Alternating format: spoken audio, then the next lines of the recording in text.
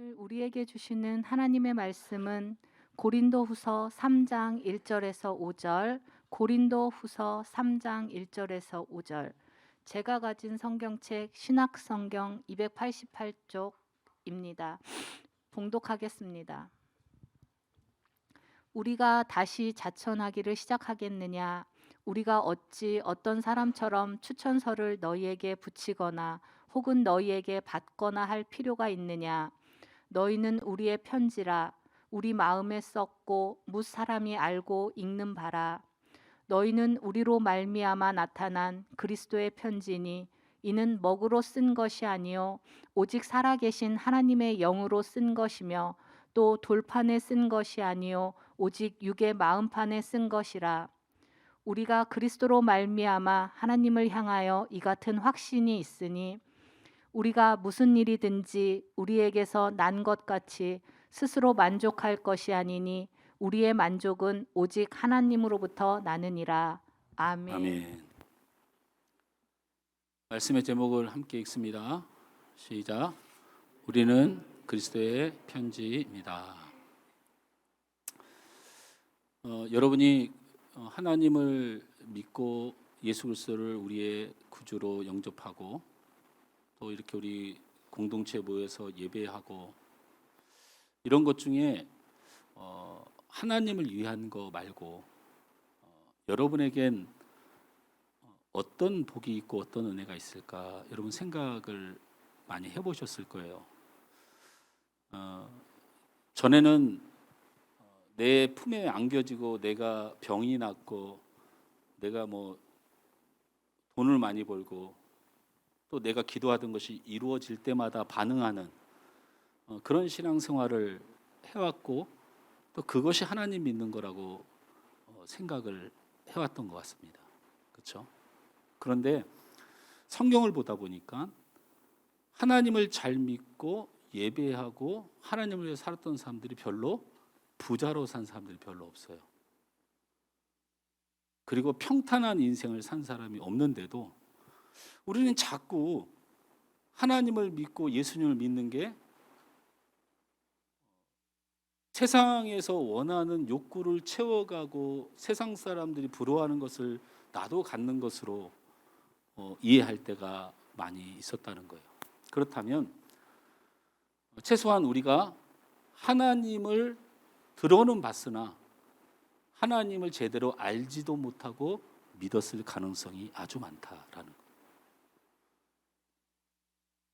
그래서 참 믿음의 사람들을 성경으로나 우리의 초대교회 역사로 보나 하나님을 위하여 생명까지도 바치는 이 신앙이 하나님을 바로 믿는 신앙이라고 생각됩니다. 할렐루야. 우리 공동체가 일주일에 한 번 이렇게 예배를 드리거나 수요 기도에 나와서 여러분 기도를 하는 분들이 있는데 그 고백은 딱 하나의 고백 때문에 그렇습니다. 하나님이 일하신다. 하나님이 일하신다. 여러분 이것을 아주 우습게 보면 안 돼요. 하나님, 내가 하나님께 모든 걸 맡길 수밖에 없습니다. 내가 이 시간 하나님 앞에 나왔으니 하나님께서 일해 주십시오. 그 믿음을 가진 사람만이 하나님을 만나러 오고 참 예배를 드리는 믿음의 고백이 되는 것입니다. 주일 성수를 해야 된다. 그 말을 다른 말로 바꾸면 하나님이 나를 도우심을 믿고 내가 그를 의지하는 삶을 살다라고 말할 수 있습니다. 출석부가 아닙니다. 가끔 우리는 하나님을 굉장히 전능화 취급을 하는 사람들이 있어요. 안 믿는 것을 믿는 척 한다든지 정말 이게 내게 주어진 것이 하나님의 은혜인 것을 모르면서도 그런 흉내를 낸다든지 또한 하나님께서 수없이 많은 은혜를 주셨는데도 그 은혜를 일도 모른다든지 여러분 이런 삶을 살아가면서 내가 하나님 앞에 정말 하나님의 나라에 당당하고 떳떳하게 살아갈 수 있고 갈 수 있다고 믿는 것 자체가 신기한 일이죠. 하나님은 이런 일에는 절대로 속지 않습니다. 안 믿어지면 고민하는 게 맞습니다. 그리고 하나님을 바라보고 살지 못했으면 두려워하고 회개하는 게 맞습니다. 기도 생활 안 하는데 너무 마음이 편하면 내가 하나님을 안 믿든지 하나님이 나를 버렸든지 해요. 어떻게 그게 가능합니까? 말씀대로 내 삶이 사라지지 않는데 어떻게 그렇게 평안합니까? 무슨 근거로? 여러분 이 세상 잠깐 살고 말 거예요? 아니죠. 여러분 말씀이라고 하는 것은 그런 말씀을 하나님께서 내 심령 가운데 뿌려주는 그 은혜를 붙드는 시간이 돼야 됩니다. 지난 부활절 메시지 그 전에 우리가 고린도후서를 계속 해오는 중에 그리스도의 향기라는 제목을 가지고 말씀을 전한 거 기억하시죠? 향기라는 제목으로 우리가 그동안에 냈던 향기는 물질의 탐욕의 이기적인 것에 분노의 자기 감정 표출의 향기를 세상 가운데 내고 다녔어요. 그러다 보니까 세상 사람들이 뭐라고 얘기했냐면 예수 믿는 것들이 왜 저래? 그러니까 우리가 방향을 수정을 했죠. 어떻게? 착하게 잘해주고 친절하게 해주고 이랬단 말이에요. 또 교회가 맨날 저렇다 세상 사람 손가락질하는 것을 피하기 위해서 안간힘을 썼잖아요. 이렇게 하는 게 틀린 건 아닌데 여러분 그러면 교회가 필요 있나요? 그리고 다시 한번 묻지만 여러분이 필요가 있나요? 하나님의 뜻은 이 온 나라에 예수 그리스도의 구원이 전파되고 증거되어지는 것이 하나님께서 이 땅을 유지하는 유일한 이유신데 우리가 착한 거, 좋은 거, 친절한 거, 사람이 보고 기뻐할 만한 것을 계속 교회가 세상 눈치 보고 진행되는 건 이게 사업이 되는 것은 안 된다.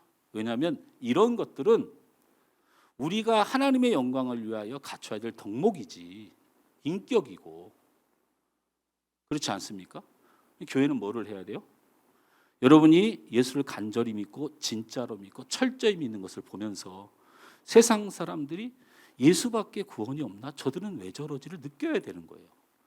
여러분이 물질과 세상의 어떤 출세보다도 하나님 사랑함을 그들이 보고 그 하나님을 두려워하고 하나님께로 이끌는 바 되는 것이 여러분 안에 생명이 있는 증거고 저 사람이 믿는 걸 보니 저 사람의 구원의 길을 따라가야 되겠다. 큰일 나겠다. 하나님 아니면 안 되나 보다. 이걸 느끼는 것이 세상 사람들이 느껴야 될 일들입니다. 우리가 내야 되는 향기가 바로 이런 향기다. 할렐루야. 이런 향기다. 여러분 성질이 아주 못된 사람들이 많이 있잖아요. 제가 아주 성질이 못됐는데 이게 예를 들면 옛날엔 100이었으면 지금 한 50 남았는데 이 나머지 50을 내 스스로 노력해서 꺾은 게 아니에요. 여러분 안에 예수가 들어가고 여러분 안에 성령이 들어가면 그게 해결되는 문제예요. 나쁜 습관, 죄된 것들 하나님이 역사하시면 해결되는 거죠. 여러분 인간을 스스로 아주 잘 조율해서 평생 그렇게 잘 살 수 있다고 생각하지 마세요. 내가 이 사람을 미워했었는데 주님 앞에 기도하고 그렇게 해서 내가 노력해가지고 어떻게 관계를 개선했어. 그래서 아주 만족을 할 모양인데 여러분 이쪽 돌아서 이쪽에 꼴 보시면 또 있어요. 여러분 하나님 앞에 기대하면서 하나님 아니면 안 되는 냄새를 계속해서 풍겨야 합니다. 그런데 우리가 뭐 하고 있어요? 돈을 벌어도 지 잘난 줄 알아. 지 인생이 풀려도 지 잘난 줄 알아. 세상 사람들이 보니까 저 사람에게는 하나님이란 없어. 그냥 자기 잘난 맛을 살고 자기 만족을 위해서 사는 거야. 그래놓고 교회는 열심히 다녀. 그러면 계속 손가락질하고 욕을 하는 거예요. 오늘은 여러분이 항상 귀로 듣던 뭐 그리스도의 향기니 그리스도의 편지니 이게 고린도서 3장에 다 나오는 얘기인데 2장 3장에 다 나오는 얘기인데 그리스도의 향기는 그 정도 들었으면 이제는 뭐 무슨 신학적으로 엄청나게 해석을 할 필요는 없어요. 그런데 문제는 뭐냐면 이 그리스도의 편지라는 이야기, 이 이야기에 대해서 함께 말씀을 나누려고 합니다. 우리 하늘소망교회 성도들은 오늘 이 그리스도의 편지를 들은 후로는 성경에서 그리스도의 편지하면 이거구나 하고 머리에 딱 떠오르는 사람의 지식과 성령의 충만함이 함께 균형을 이루시길 주님으로 축원합니다. 일단은 여러분 읽은 본문 2절 3절을 보면 2절 3절을 보면 거기에 보면 편지란 말이 자꾸 나와요. 그렇죠? 이 편지란 말은 추천서라는 말입니다.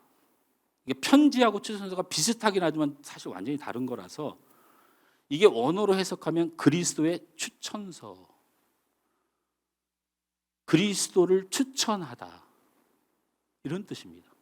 그러니까 그리스도의 편지 이 말에다가 추천서만을 넣으려고 하니까 잘 표현이 안 돼서 그냥 그리스도를 추천하다 이런 뜻입니다. 너희는 그리스도의 편지다. 근데 이게 편지라는 말하고 추천서는 다른 말이잖아요. 바울은 성경에 여러 군데 아주 많은 군데서 자기 스스로를 추천하는 걸 자천, 다른 사람을 추천하는 것 우리가 추천 이렇게 부르잖아요. 그래서 고린도후서 4장과 고린도후서 5장, 6장 여기에 스스로를 자천하기도 하고 아볼로 목사를 고린도 교회에 보내면서 아볼로를 추천한 사람이 바울입니다. 여러분 성경에 보면 자천하다, 추천하다, 내가 추천하다, 스스로 추천하다, 내가 보내다 이런 말이 다 이 그리스도의 편지라는 원어하고 같은 단어예요. 자, 그런데 고린도후서 3장 1절을 이 개념을 머리에 두고 한번 읽어보죠. 시작. 우리가 다시 자천하기를 시작하겠느냐? 우리가 어찌 사람처럼 추천서를 너에게 붙이거나 혹은 너에게 받거나 할 필요가 있느냐? 자, 바울이 뭐라고 얘기하냐면 고린도 교회를 가려고 하는데 고린도 교회를 망치고 그리스도의 공동체를 망치고자 하는 거짓 선지자들이 바울을 못 들어오게 하기 위해서 작전을 쓴 것이 있어요. 그게 뭐냐면 사실은 바울은 로마의 시민권에다가 가말리아 문화생에다가 그리고 실제로 그가 유대 종교 지도자들과 굉장히 친해서 힘이 강해서 우리한테 와서 저렇게 목회를 하는 거지 누가 추천해 줬냐? 바울을 증명해 주고 추천해 준 어떤 추천서도 우리가 받은 적이 없는데 왜 자기 마음대로 와서 저렇게 사도라고 말하고 우리에게 저렇게 목회를 하느냐? 이렇게 시비를 걸어온 거예요. 그래서 바울이 저 말을 한 거예요. 3장 1절 다시 한번 읽습니다. 그런 뜻이에요. 이제 대답을 합니다. 우리가 다시 자천을 시작하겠냐? 그럼 내가 다시 너희들에게 내 스스로의 존재를 증명하고 우리가 어떤 사람들처럼 어떤 사람들이 추천서를 원해요. 추천서를 너에게 붙이거나 혹은 너에게 받거나 할 필요가 있겠느냐? 추천서는 더 이상 필요 없다라고 얘기를 한다는 거예요. 바울이 추천서가 필요 없다 저런 말로 여러분이 흔히들 바울의 사도성을 부인하는 고린도 교회란 제목으로 여러분이 많은 글이나 이런 것을 많이 보았는데 저 장면이에요. 바울이 사도로서 인정할 수 없고 목회자로서 인정할 수 없고 네가 예수의 종인지 인정할 수 없다. 추천서 가져와라. 이 말이에요. 그러면 바울이 빨리 뛰어가서 베드로가 지금 바울한테 꾹꾹하고 있잖아요. 베드로한테 추천서를 써달라고 한다든지 예루살렘 교회와 이방의 최고의 중재자인 바나바한테 빨리 써달라고 한다든지 지금 바울을 옆에서 돕고 있는 제자 중에 예수님의 사도 제자 마가가 있잖아요. 그죠? 마가를 통해서 도움을 받는다든지 신라를 통해서 도움을 받으면 돼요. 하다못해 고린도 교회가 아굴라와 브리스길라 이 부부가 세운 교회잖아요. 바울과 함께. 그 첫 예배를 드렸다니까 디도의 집이니까 디도를 통해서 추천을 받는다든지 그러면 되는데 바울이 뭐라고 하냐면 그런 추천서 따위는 필요 없다. 이렇게 말을 하고 있다는 거예요. 그러면 왜 그런 추천서 따위가 필요 없다고 말을 하느냐? 첫째는 시비이기 때문에 대응하지 않는 거예요. 바울의 사도직에 대한 시비가 걸려 있기 때문에 그래요. 오늘 본문에 어떤 사람들이라고 표현된 바울의 사도권을 시비를 거는 사람들이 있는 것이죠. 바울이 사도가 된 이유는 말씀을 잘 전하거나 사람의 전도를 잘하거나 이래서 사도가 된 게 아니에요. 여러분 사도라고 부를 수 있는 조건은 딱 세 가지입니다. 크게 말하면 세 가지고 본질은 두 가지인데 여러분 그 신사도 운동이라고 해가지고 들어보셨죠?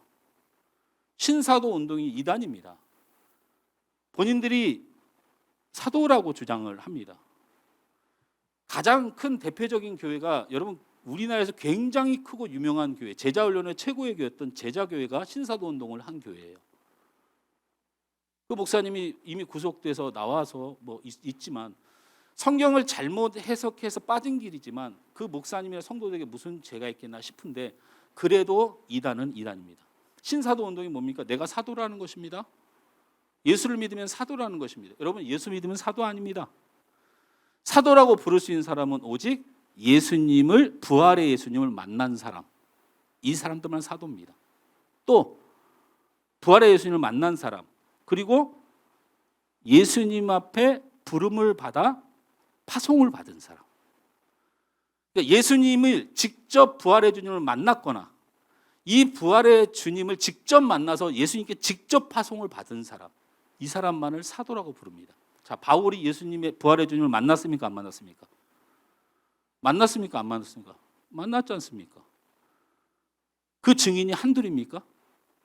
여러분, 바울이 예수님 만나고 꼬꾸라져가지고 얼마나 많은 세월 동안 혼자 칩거해서 꼼짝도 못했는데 온 동네 사람들이 비웃으면서 저 예수님 앞에 꼬꾸라져서 저 담에색에서 끌려 나왔잖아. 저거 난리가 나지 않습니까? 거기서 회개를 하고 돌아와서 안디옥에 가서 땅바닥에 엎드려서 봉사하고 하니까 바나바가 베드로한테 가서 예루살렘 교회 가서 바울 용서해줘, 예수님 만난 사람이다, 이렇게 돼서 사도로 세움을 받은 사람이에요.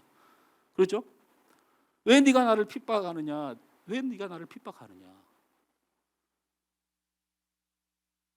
그래서 바울은 사도가 된 사람인데 추천서가 필요하다 얘기합니다. 사도는 예수 그리스도의 권위로 되어진 것이지 사람의 추천서로 사도는 세워지지 않기 때문에 이 사도성의 시비에 대해서는 일절 대응할 필요가 없는 것이죠. 두 번째로는 왜 그러면 그런 추천서가 필요 없다고 말했냐면 고린도 교회 설립자가 바울 아닙니까? 여러분 잘 알다시피 바울이 생업이 뭐였습니까? 천막을 만들어 파는 사람이었잖아요. 천막을 만들어서 파는 사람인데 이때 고린도에 가서 복음을 전하러 갔더니 자기가 아는 기술하고는 천막을 만들어 파는 것밖에 없는데 그때 마침 시장에서 천막을 만들어 파는 사람의 부부가 있었는데 그게 아굴라와 브리스길라예요. 이 두 부부가 시장 안에서 그런 천막 장사를 하고 있으니까 바울이 거기서 일을 했던 겁니다. 여러분 기억하시죠? 바울이 일하면서 목회했죠.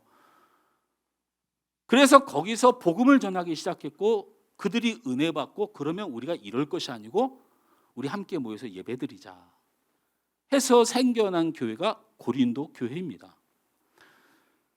바울이 가서 개척을 한 교회예요. 거기에 주력 모든 사역자들이 바울과 함께 교회를 세워나간 사람이라서 서로의 신뢰와 그 모든 상황을 다 아는데 새삼스럽게 누구의 추천서가 필요했던 것이 아닙니다. 자, 고린도 교회의 생성과 고린도 교회에서 사도권의 시비가 있었기 때문에 바울을 어떻게든지 넘어뜨리면, 여러분 교회는요 목회자 한 사람 딱 잘라내면 돼요. 사실요 성경적으로 보면 목회자 때문에 교회가 성장하는 건 비성경적입니다. 사실은. 그런데 사단의 공격은 목회자 한 사람을 잘못 만들어 버리면 교회는 끝이 나요. 참 희한하죠. 교회는 목사가 영웅이 돼서는 비성경적인 거예요. 그럼에도 불구하고 목회자 한 사람만 잘라내는 사단의 계력은 여전히 멈추지 않습니다. 그 사람이 이단이 되든지 그 사람이 물욕이 생기든지 그 사람이 자기 교만에 빠져 있든지 어떻게든 넘어지면 끝이 나는 거죠. 성도 그 중에 일부 바울을 목회자로 인정할 수 없다고 주장하면서 별 희한한 막 동성애까지 주장했던 이런 거짓 사도들이, 거짓 선지자들이 바울을 끊어내기 위해서 그 추천서의 얘기를 하게 되니 바울은 거기에 대응을 하지 않는 것이죠. 자, 여기까지가 굉장히 길지만 이 그리스도의 편지라는 이야기에 대해서 이해하는 시발점이 됩니다. 바울이 대단한 게 뭐냐면 그 후로 복음을 전파합니다. 나 같으면 시원하게 싸울 것 같아요.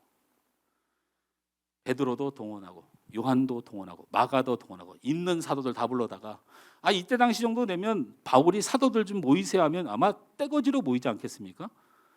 왜냐하면 바울 말고는 제대로 하는 사역이 있는 사람이 없고 다 핍박만 당하니까. 근데 바울이 가는 곳마다 교회가 세워지고 바울은 로마의 법정에서 당당하고 이런 사역자가 없으니까 얼마나 도와주길 원했을까. 그러면 나 같으면 확 뒤집어 버려요. 모든 사실을 뒤집을 것인데 이제 이 다툼 여기서 끝내고 바울이 추천서를 달라고 하는 이 악한 무리들 앞에 사랑하는 성도들을 위하여 성령의 감동돼서 복음을 전하기 시작합니다. 여기서부터가 핵심입니다. 뭐라고 말을 하느냐? 2절 말씀을 다 같이 읽습니다. 그래서 편지라는 말이 나온 거예요. 2절 말씀 다 같이 읽습니다. 시작.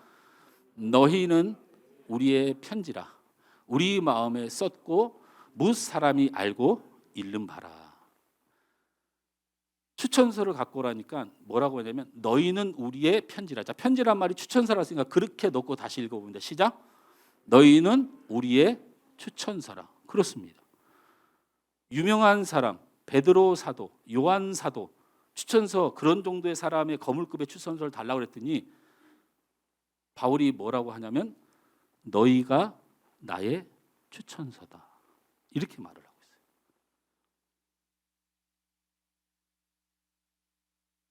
바울은 어떤 자들이 네가 어째서 사도이고 네가 어째서 목회자라고 말할 때 성도들이 나의 증인들이다. 증거들이다 라고 말합니다. 당연히 그렇죠. 과거에 구원도 받지 못할 고린도 사람들에게 아굴라와 브리스길라와 함께 교회를 개척해서 바울이 그들 안에 그리스도를 심고 사도 바울이 전한 예수 그리스도를 그들의 심령 가운데 받아들여서 그들이 교회를 세워나갔고 이렇게 신앙 가운데 예수 안에서 구원 가운데 살고 있는 것, 이런 것들을 통해서 바울은 말합니다. 이들이 바로 내가 목회자인 증거다 라고 말을 하고 있는 것이에요. 바울은 그리스도의 복음을 전하는 사도이며 사명자인 것이죠. 왜? 고린도 사람들이 예수 믿고 믿음을 가지고 살고 있는 것이 증거라는 거예요. 사도는 예수 복음을 전하는 사람이잖아요. 그죠? 사도가 좋은 인격이 있어야 된다. 이런 근거보다도 예수 그리스도를 전하는 사람이어야 되냐. 근데 그 증거가 당연히 있죠. 고린도 교회 성도들이 예수를 믿고 있으니까. 이거 누가 전한 거예요? 바울이 전한 거잖아요. 그러니까 바울은 예수를 전했고 그들은 예수를 받아들였으니 그들이 예수를 믿는 것 자체가 바울이 목회를 했고 전도를 했다는 증거 되겠지요. 그렇죠. 성도들을 보니까 바울이 어떤 사람인 것을 알게 되었다는 것입니다. 그러니 바울의 사도된 추천서는 바로 고린도 교회 성도들인 것입니다. 그 예수를 믿고 예수를 사랑하는 고린도 교회 성도들 때문에 바울이 목회자가 되고 그것이 교회가 되는 것입니다. 이 말씀이 왜 중요합니까? 귀 기울여 들으십시오. 목회자는 교회의 크기가 결정하지 않습니다. 그래서 교회의 능력이 훌륭한 목회자를 만들지 않습니다. 교회의 자랑거리가 위대한 목회자를 만들지 않습니다. 바로 교회와 목회자는 누가 만든다? 누가 증거한다? 여러분이 하는 겁니다. 바로 여러분에게 달린 겁니다. 우리 한국에서 원탑이라고 할 정도로 사람들에게 사랑을 받는 목사님이 계십니다. 우리 김선희 권사님이 원탑으로 생각하는 목사님일 수도 있어요. 유튜브 검사해 보면 다 나옵니다. 그죠? 하늘소망교회 목사님 걸 가장 많이 들었는지, 그 교회 목사님 걸 가장 많이 들었는지. 아들 목사 다음에 투탑이겠구나, 그 목사님이. 웃는 이유가 다 있어요. 제가 다 알죠. 지난번에 한번 집에 가보니까 그거 틀어져 있더라고요. 기습적으로 가야 됩니다. 성도들 가정은 뭘 하고 있는지. 그 목사님입니다.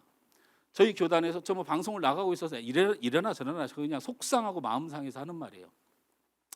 우리 교단의 3대 그 목사님이 가장 큰 교회 세 목사님이 설교를 하게 됐습니다. 저희들은 기도회를 하면 한 2시간 기도회를 하는데 앞에 한 1시간 정도를 설교를 3번 합니다. 말씀을 세 가지를 전해주면 그걸 붙들고 함께 기도합니다. 그러니까 목사가 세 분이 올라와서 설교를 하는 거예요. 첫 번째 목사님은 법원 옆에 있는 큰 교회 목사님. 첫 번째 목사님 분당의 큰 교회 목사님. 고개를 끄덕이는 사람이 있고 아닌 사람이 있죠. 분당에 있는 큰 교회 목사님. 또 한 분은 분당이 아니구나 거기가. 용인 가는 쪽이구나 거기가. 그죠? 거기에 큰 새 무슨 교회 있어요. 사 무슨 교회 목사님. 우 무슨 교회 목사님. 세 분이 우리 한국에서도 탑3죠. 1, 2, 3지 않습니까? 설교를 하는 거예요. 근데 그 기도 모임이 무슨 모임이냐면 전국 목회자들 이 장로님들이 모여서 지금 기도 운동을 계속 하고 있습니다. 우리가 서강로에 가서 그 기도회 했던 전국 모임이 아주 2, 3만 명 모이는 교회에서 열려졌어요. 그래서 첫 번째 모 목사님이 막 그 얘기하면서 눈물을 흘리면서 설교를 하고 함께 기도를 합니다. 두 번째 올라오신 목사님이 찬물을 확 끼얹어요. 교회가 이렇게 커도 되는 거야? 이렇게 얘기를 시작하고, 이렇게 기도를 하는데 이렇게 화려하게 겉멋들어가지고 이렇게 한국교회가 그러니까 망한다고. 성도가 이렇게 많고 교회가 이렇게 많은데 청년들 손 들어봐, 몇 명이나 있어? 이래갖고 이 50년 후에 이 예배당이 2만 석가량 어마어마한 예배당이거든. 이 예배당이 술집이 되는 거야. 유럽이 다 그래. 사람들이 감동받고 젊은이도 환호합니다. 저도 보니까 그 말씀만 딱 띄어서 봐서 너무 은혜가 되더라고요. 그 다음에 마지막에 S교회 목사님이, 그러니까 첫 번째 하신 목사님 교회예요. 두 번째 하신 목사님 예배당 치고 멋지고 막 진짜 바른 말만 해요. 딱딱 옳은 말만 해요. 그러니까 세 번째 올라온 S교회 목사님이, 우리 한국교회에서 제일 큰 교회죠. 이 두 사람이 상처받을까 봐 이 교회는 50년 후에 부흥할 줄 믿습니다. 막 이렇게 막 설교를. 첫 번째 목사님 교회에서 기도에 갈려서 첫 번째 목사님 눈물로 기도를 했는데, 회개하면서 기도했는데, 두 번째 목사님 올려서 이 거대한 교회 올바르지 못한 목회, 이 겉멋들어진 거 이래가지고 무슨 기도를 하냐고, 골방 가서 기도해 막 이렇게 하기 시작한 거예요. 얼마나 바른 말이에요. 그러니까 S교회 목사님, 최고 큰 교회 목사님 올라와서 자기 설교를 했는데 앞에 목사님 상처받았을까 봐 위로하고 뒤에 목사님 말씀도 잘 듣자 이렇게 설교를 했어요. 저는 두 번째 목사님이 우리 한국 젊은이들이 한국의 최고의 목사로 여기는 목사예요. 바르고 정확하고 굉장히 진리 안에 서 있어요. 뭐 29개 파송 교회 공중분해 가지고 파송 예배 드려서 다 뿌렸죠. 300명씩 해 가지고. 근데 제가 그걸 보고 눈물이 났어요. 여러분, 옳은 것과 바른 것 좀 구분하고 살았으면 좋겠다. 제가 옳다고 해서 아무 데서나 제 옳음을 얘기해서는 하나님 보시기 바른 것이 아닐 수 있어요.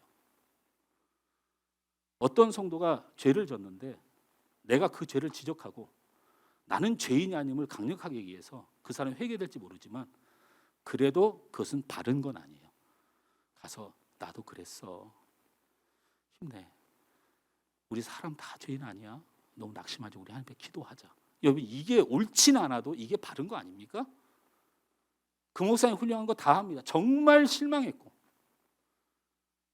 제가 분위기 타달라는 거 아닙니다. 뭐 기도할 때 회개하지 말라는 게 아니에요. 다시 한번 느낍니다. 여러분,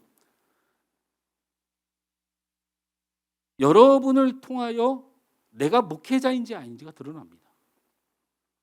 제가 기대하는 건 목회자가 돼야 되지 않겠습니까? 제가 부교육자 생활까지 포함해서 25년을 목회를 하고 있습니다. 내가 앞으로 은퇴 때까지 70세까지 하면 50년 가까이를 목회를 할 건데 제가 목회자가 아니면 어떡하겠습니까? 우리 교회가 아무리 작아도 이게 하나님이 받으시는 교회가 되어야 되지 않겠습니까? 이게 하나님이 받는 교회가 되고 내가 목회자가 되는 것이 내가 설교 잘하는 거하고 관계 있습니까? 아니죠. 딱 하나의 척도밖에 없습니다. 바로 내가 설교하고 말씀을 가르치고 양육하고 함께했던 성도들이 예수를 사랑하느냐, 예수를 간절히 의지하느냐, 예수님에 대한 믿음이 분명하냐, 이래야 제가 목회자 아니겠습니까? 그런 성도들이 모여야 이곳이 교회가 아니겠습니까? 바로 바울이 그 말을 하는 겁니다. 너희가 나의 추천서 아니냐? 나를 증명해 준 사람들이 너희들 아니냐? 너희들이 바울을 좋아하느냐? 아니지 않느냐? 너희들 예수님을 사랑하지 않느냐? 여러분, 고린도 교회에서 무슨 일이 벌어졌습니까? 아볼로파, 바울파, 뭐 그리스도파 막 이게 나왔잖아요. 그렇게 분쟁이 많아도 그들 마음속에 그래도 예수를 향한 믿음이 있는 것이 바울이 목회자 된 증거라는 것이에요. 여러분이 예수의 추천서입니다. 할렐루야. 여러분이 교회가 교회의 다운지를 드러내는 추천서입니다.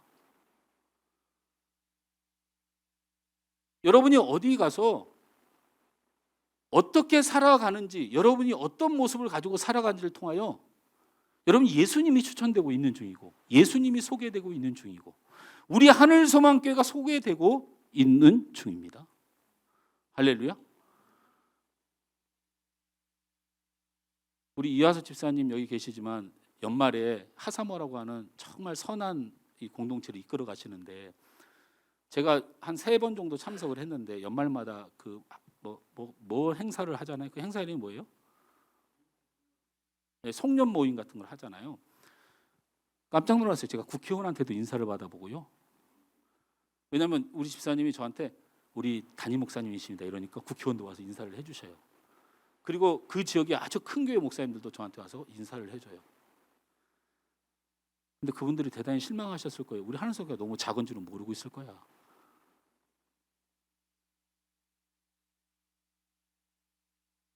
이하서 집사님을 통하여 교회가 소개되고 그래서 놀라는 거예요. 여러분을 통하여 교회 공동체가 소개되는 것. 여러분이 추천서입니다. 그런데 2절 말씀에 그래서 이렇게 말을 하잖아요. 다시 한번 2절 말씀을 띄워주면 너희는 우리의 편지라 해놓고 우리 마음에 써놨다는 거예요. 그래서 무사람이 알고 읽는 바다. 여러분이 추천서라는 얘기입니다. 다른 추천서가 필요가 없다는 거죠. 추천서라는 것이 여러분 무엇입니까? 어떤 사람에게 이런 사람임을 확증해 주는 것이에요. 이게 추천서인데 저도 목회를 하면서 많은 추천서를 써봤습니다. 우리 전사님 어디 있죠? 전도사님 좀 예상 가능한 데 좀 앉아 있어. 저런 데는 예상이 전혀 안 가능하잖아. 우리 전도사님이 이제 학위를 놓고 이제 공부를 열심히 하고 있어요. 그래도 다행히도 너무 열심히 하고 있는 것에서 다행인데 나중에는 뭐 박사학위도 받고 하겠죠. 이제 2년 과정이니까 뭐 논문 잘 써서 박사학위까지 갈 것 같은데 우리 전사님이 제 추천서 받았어요. 그렇죠? 안 받았어요? 받았죠. 근데 제가 그 내용 읽어보지도 않고 도장 찍어줬어요. 그럼 그 도장을 가지고 학교에서 하늘소망교회 김성욱 서강로에 속한 하늘소망교회 김성욱 목사가 보증해준다 이렇게 받는 거예요. 저 사람이 확실함을 증명해주는 게 추천서잖아요. 추천서를 많이 써줘봤어요. 근데 추천서를 써주는 가운데 우리 고등학교 학생들 중에서도 미션스쿨 들어가는 아이들은 제가 추천서를 써줍니다. 이 사람이 성도이고 예수 믿는 사람인 게 분명하다는 걸 증명해 주는 거죠. 이 사람이 확실하다고 해주는 것을 증명해 주는 그런 추천서잖아요. 여러분이 그런 추천서란 얘기는 여러분을 보고 예수를 확신한다는 거예요. 이게 얼마나 중요한지 여러분 아셔야 돼요. 여러분을 보고 하늘소망과 분명히 좋은 교회라고 확신한다. 여러분 얼마나 이거 말고 여러분에게 필요한 게 뭡니까? 신앙생활하면서 주를 위해서, 교회를 위해서, 신앙을 위해서. 저희 교회에 많은 전도사님들이 있었는데 그 중에서 이거는 진짜 정말 죄송한데 너무 힘든 전도사님이 한 분이 계셨어요. 제가 성수동에 있을 때 지금도 마다하지 않습니다. 제가 저에 대해서 오해를 하고 계신 저는 부교육자 생활 때 지금까지 성도들을 집에 데려다주는 차량 운행을 단 한 번도 싫어하거나 거절해 본 적이 없어요. 우리 권사님들 잘 아실 거예요. 제가 성수동에 있을 때는 주일 수요 예배가 있잖아요. 그러면 정말로 2시간 반 전에 집에서 출발합니다. 예배가 7시 반이면 한 5시쯤에 출발을 해요. 왜냐하면 집이 워낙들 멀었어요. 성수동 시내인데 장안동 청량리 또 심하게는 막 인천.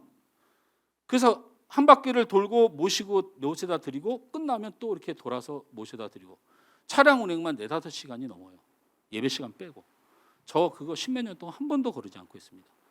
수요일, 금요일, 주일날은 안 했습니다. 생각해 보니까 필요하다면 집에 갈 때 했지만 주일날은 제가 못 했어요. 말씀도 준비하고 막 이렇게 해야 돼서. 근데 저한테 그 전사님이 제가 한 번도 차량 운행을 부탁한 적이 없습니다. 저는 우리 전사님한테 차량 운행을 여태까지 제가 차량 운행을 했으면 했지 제가 우리 성도들에게 차량 운행을 부탁한 적이 단 한 번도 목회하면서 없습니다. 있구나 우리 최 장로님한테. 죄송합니다. 최 장로님한테는 부탁한 적이 있는 것 같아요. 미안해요. 근데 웬만하면 제가 합니다. 근데 저한테 오더니 저는 차량 운행 안 합니다. 제가 차량 운행하러 교회 온 거 아닙니다. 이렇게 말한 전사님이 있어요. 제가 부탁한 게 아니고 저한테 엄포를 미리 놓는 거예요. 그래서 이 총신 신대원들이 심각해요. 아주 최고의 학교에 다닌다고 아주 목에 힘이 들어가 있어가지고 아니 담임 목사도 열심히 차량 운행을 하고 무슨 일 있으면 성도를 위하여 섬기는데 뭐 나한테 와서 그래서 네 전사님 안 하셔도 됩니다. 한 번도 시킨 적이 없습니다. 근데 거기서 멈춘 게 아니에요. 우리 교회가 그 성도도 많지 않았지만 항상 우리 희영 집사님, 수경 집사님, 뭐 우리 권사님, 또 우리 사모 이렇게 교회 오시는 분들이 틈틈이 교회 청소를 했고, 토요일 날 되면 이제 다 멀리서 사니까 우리 사모 혼자 때로는 여름에 막 그 계단이면 닦고 이러다 땀이 비 오듯이 쏟아져요. 그리고 그 청소를 합니다. 저도 청소를 하고요. 근데 그 전사님 청소를 하는 건 둘째치고 쓰레기 한 번을 안 주워요. 저는 청소하러 오지 않습니다. 이렇게 얘기를 항상 저희 그걸 대놓고 말을 했단 말이에요. 저희한테. 그래도 사례를 워낙 많이 못 주니까 미안해서 그래도 그냥 그렇게 사역을 했었어요. 그러다가 이제 그분이 한 2년 가까이 사역을 하고서 사역을 이제 그만두셨는데, 두면서 나한테 뭐라고 했냐, 우리 사모한테. 제가 아주 큰 교회에서 청빙을 받아서 가게 됩니다. 그동안 고마웠습니다 하고 가셨어요. 한 일주일 지났는데 그 큰 교회 담임 목사님한테 전화가 왔어요. 성원아, 나다. 누구세요? 용호. 형님 어쩐 일로 전화하셨어요? 너 혹시 아이고 제가 이름을 말할 뻔했네요. 큰일 날 뻔했네요. 너 혹시 아무개 전도사라고 아니? 그래서 내가 네, 지난주까지 저희 교회에서 사역을 했는데요. 이 친구가 우리 교회에다가 사역을 하다가 사역 신청서를 냈는데 큰 교회 목사님입니다. 근데 저하고 둘도 없이 너무나도 친한 선배님이에요. 나한테 딱 이렇게 묻더군요. 써도 돼, 안 돼? 네가 쓰라면 난 무조건 쓴다. 써도 돼, 안 돼? 그래서 제가 뭐라고 할게요? 제가 뭐라고 했을 것 같아요? 저 좋은 사람이에요. 저 착한 사람입니다. 그래서 제가 이렇게 말했습니다. 네, 좋은 분입니다. 이렇게 말을 했어요. 그랬더니 다시 한번 물어요. 성원아, 다른 말 하지 말고 써도 돼, 안 돼? 좋은 사람이에요, 형. 그렇게 얘기했더니 알았다, 나중에 전화할게. 딱 끊었는데 교회에서 나가라고 그랬대요, 담임 목사님. 그러면서 저한테 전화가 와서 하는 말이, 그 자리에서 그냥 면접 보는데 나가 너, 이렇게 해서 나갔다는 거예요. 전화가 왔어요. 안 쓰기로 했다. 그래서 내가 왜 그러셨어요? 그랬더니 내가 너한테 써도 되냐고 안 되냐고 물어봤지 좋은 사람이냐고 물어봤냐?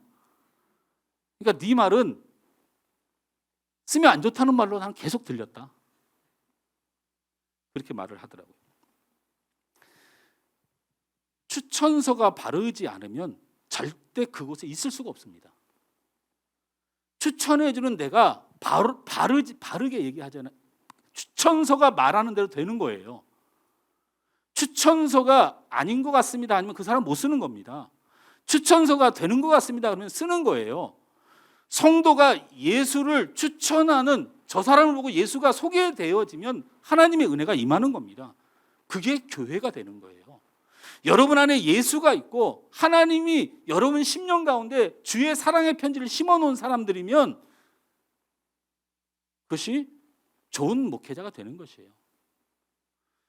저는 그런 분이 한 분이라도 있기를 날마다 기도합니다.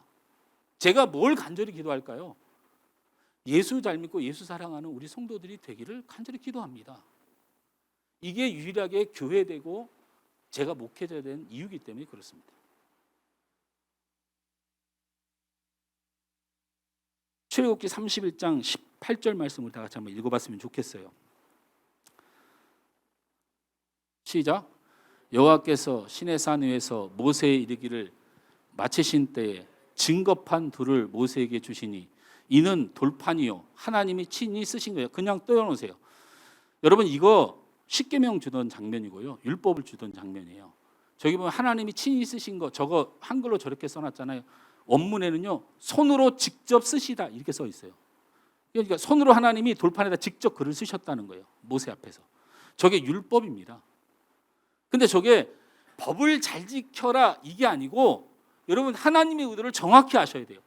하나님이 거룩하시니 죄가 없어야 되니 하나님 앞에 죄가 되는 항목을 쫙 써놓은 게 율법이에요. 그러니까 율법을 안 지키면 너는 죽는다 이래서 쓴 게 아니고, 내가 너의 하나님인 너희가 나와 함께 살아가려면 내 거룩에 문제가 없어요. 내가 너희를 사랑해서 주는 것이 율법이었어요. 이해가 되십니까? 이 사랑하셨어요. 이렇게 사랑해서 이스라엘 백성들에게 율법을 줬는데 이스라엘 백성들이 율법은 잘 못 지키더라도 최소한의 하나님 사랑은 증명해서 살아야 되는데 이스라엘 백성들이 어떻게 했습니까? 하나님을 투명인간 취급하고 하나님과 우상을 겸하여 섬기며 필요할 때만 찾는 하나님을 만들어 버렸어요. 하나님을 배반해 버린 것이죠. 여러분은 어떻습니까? 하나님이 친히 나타나셔서 손으로 너를 사랑한다고 글씨 썼는데 이 하나님을 배반하고 이 하나님을 등지고 필요할 때만 무슨 도깨비 방망이도 아니고 이렇게 해놓고 내가 하나님을 잘 믿는다. 이렇게 이스라엘 백성들이 살았고 지금 우리도 살고 있습니다. 그래서 돌판이 깨진 거예요. 그래서 율법이 패하게 됐어요. 여러분, 율법이 패했다는 말을 바울이 율법주의자들과 교회 세우면서 싸웠던 내용으로 오해하시는 분들이 있는데 그렇지 않습니다.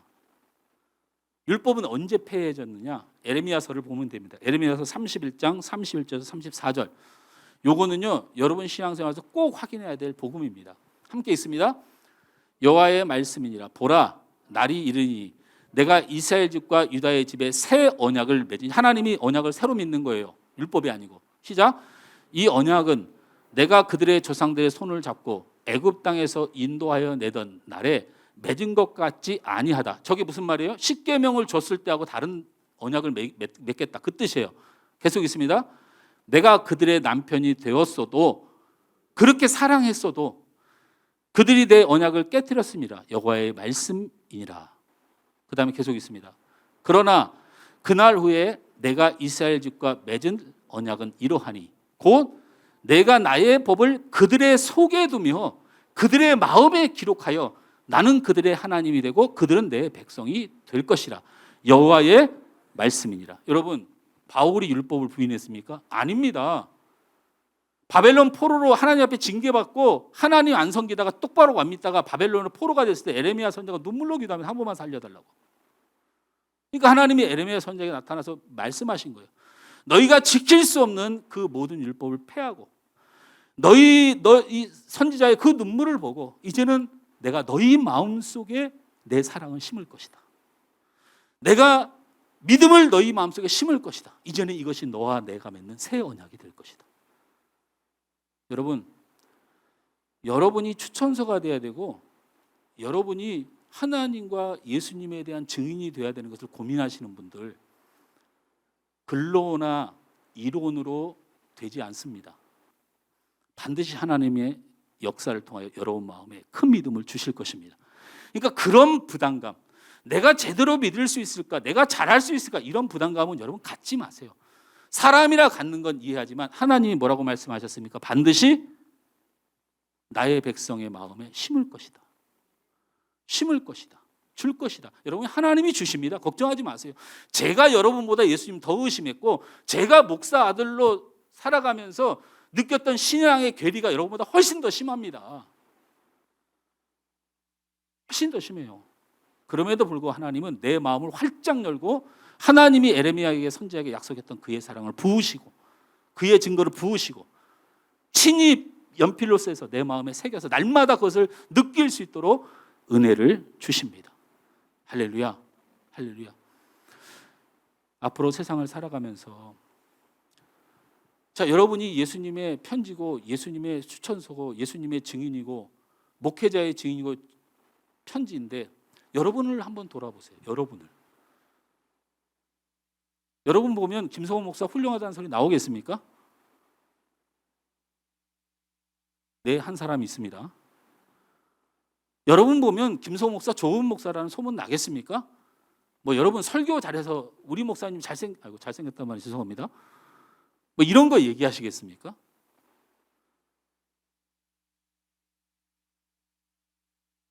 그런 여러분을 돌아볼 때 너무나 부족한 거 아는데 여러분, 하나님 능력을 저는 믿습니다. 자, 우리 김 권사님보다 하나님을 더 믿어요. 그래서 권사님을 붙들 줄 믿는다는 거예요. 여러분, 모세를 부르실 때 기억하실 거예요. 여러분, 모세가 40세에 부름을 받았는데 왕자에다가 혈기왕성에다가 되는 대로 다 할 수 있을 때 하나님 쓰셨습니까? 안 쓰셨어요. 모세는 자기가 왕자의 권한을 가지고 있고 얼마든지 반란을 일으킬 수 있는 힘이 있을 때 하나님 부르셨으면 이스라엘 백성도 애굽을 차지해 버리지 그랬어요. 그런데 하나님 이상하게 그때 안 불러요. 모세가 그 혈기완성한 후에 살인자가 돼버립니다. 죄인이 돼버립니다. 그래서 이스라엘 백성들을 욕해서 살인한 거 아닙니까? 그러면 이스라엘 백성들은 최소한 영웅이 돼야 될 거 아닙니까? 이스라엘 백성들한테 갔더니 너 그동안 호의호식하고 왕자로 살다가 이제 우리의 위로를 해준다고 말도 안 되는 소리 돌로 치려고 도망갔습니다, 여러분. 그렇게 능력 있고 힘 있을 때는 하나님이 안 쓰더니 애굽에서도 버림받고 자기의 사랑하는 백성들 위해서 헌신했던 자기를 버린 그 외로움 속에 눈물을 흘리고 있을 때 무슨 일이 벌어졌습니까? 하나님이 임재하셨습니다. 그래서 무슨 일이 벌어졌어요? 떨기나무가 불이 타고 있는 것을 보여주셨잖아요. 그 사건 하나 때문에 모세가 일어나서 주를 위하여 목숨 걸고 살았던 거예요. 손을 드니 바다가 갈라지고 주님 먹을 것 주세요. 만나 매축이 떨어진 거예요. 여러분 기적이 그냥 일어난 줄 아세요? 그 바로 나무 때문에 일어난 거예요. 여러분 떨기나무의 불이 무엇을 상징하십니까? 무엇을 상징합니까? 나무에 불이 붙었습니다. 근데 나무가 탔습니까? 안 탔습니까? 오 하나님 기적. 이래서 모세가 하나님은 역시 나무에 불이 붙었는데 나무가 안 타는 불이 붙었으니 처음 보는 기적이니까 역시 하나님하고 나와서 싸웠다고요? 아닙니다. 아니에요. 잘못된 해석입니다. 모세가 보았던 건 나무는 타지 않는데 불이 있는 그 현상을 보고 자기의 부족함에 용기를 얻은 거예요. 하나님이 보여주고자 하는 메시지는 뭐였냐면 나에게 불은 나무에 있지 않다. 나무가 타지 않아도 내겐 불을 일으킬 수 있는 능력이 있다. 왜 너의 부족함 때문에 낙심하느냐? 왜 너의 어눌함 때문에 낙심하느냐? 너의 죄 때문에 왜 낙심하느냐? 너는 그냥 나무일 뿐이고 불을 일으킨 데는 그 나무를 태우지 않아도 되는 전능하신 하나님이 여기 있느니라. 이게 모세를 세운 하나님의 능력입니다. 우리는 나무입니다. 하나님 우리를 태워서 불을 일으키지 않습니다. 우리의 상황 때문에 그 상황을 이용해서 하나님이 무슨 일을 하지 않습니다. 죄인 되십니까? 연약하십니까? 부족하십니까? 여러분의 조건을 보고 하나님 일하지 않습니다. 절대 그렇지 않습니다. 믿음이 연약하다고 생각하십니까? 나는 아무것도 아니라고 생각하십니까? 하나님은 나무를 태우지 않고도 불을 일으키시는 분입니다. 여러분의 조건이 필요한 하나님이 아니에요. 여러분의 연약함은 하나님하고 아무 관계가 없어요. 하나님이 여러분을 사랑하시고 여러분의 믿음 주시고 예수의 사랑으로 여러분 신비에 새기면 여러분은 반드시 하나님이 사용하십니다. 여러분 이걸 믿고 사셔야 돼요. 이 믿음 때문에 복을 못 받는 거예요. 최소한 모세가 나무를 태우지 않는 하나님, 나같이 죄인 되고 부족해도 하나님이 기적을 주시는구나. 여러분 이 믿음 정도는 갖고 그래도 일어서야 하나님이 은혜를 주십니다. 여러분 반드시 예수의 소개장이고 이 교회의 자랑스러운 일꾼입니다. 여러분의 능력과 여러분의 모습은 전혀 배제하십시오. 이 교회 사이즈 어떤 것도 염려하지 마십시오. 여러분 안에 하나님의 사랑이 새겨지고 그 예수님의 사랑이 새겨졌다면 여러분 가정에서나 직장에서 여러분 삶에서 염려 내려놓고 모세처럼 나무를 태우지 않고 나를 이용하지 않고 내 여건을 보지 않고 나를 세우시는 그 불을 일으키시는 그 하나님을 믿고 살아가시길 주님으로 축원합니다.